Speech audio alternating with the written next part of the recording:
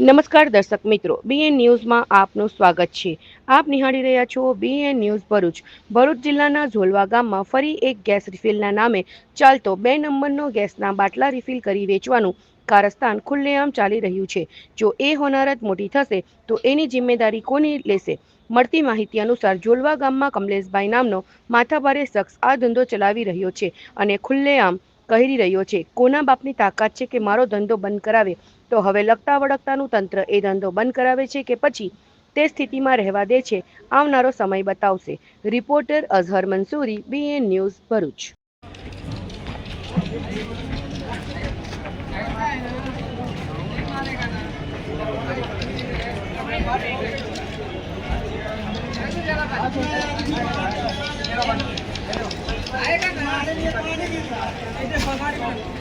आएगा ना 48 करके मैं आया हूँ।